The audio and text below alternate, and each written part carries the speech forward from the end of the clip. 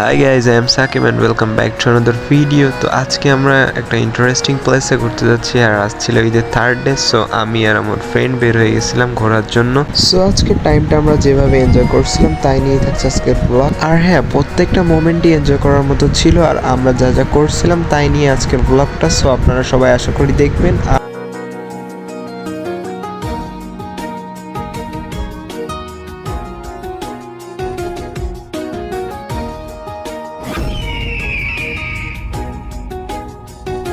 প্লেসটার natural view অনেক জোস ছিল। মেইনলি ঝাউ গাছের কারণে প্লেসটা অনেক অ্যাট্রাকটিভ লাগছিল, আর অনেক ট্রাভেলার আসছিল এখানে ভ্রমণ করতে। তারা মেইনলি তাদের ফ্যামিলি, ফ্রেন্ডস নিয়ে ঘুরতে আসছিল এখানে। আর প্লেসটা আসলেই অসাধারণ ছিল। তো আমি অনেক এনজয় করছিলাম এইখানে। আর মেইনলি এটা ন্যাচারাল ভিউই আমাকে অ্যাট্রাক্ট করছিল। সো এর কারণেই আমি এখানে আসছি, আর আসলেই জোস ছিল।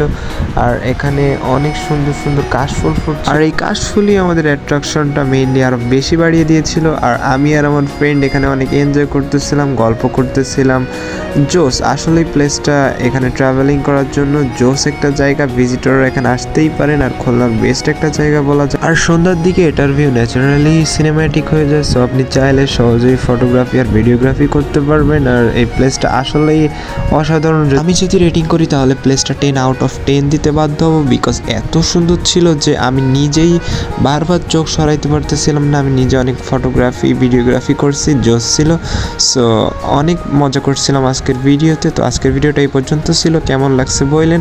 আর যারা যারা নিউ অডিয়েন্স তারা প্লিজ ফলো করে দিন। This is my first blog, so please support me. Thanks.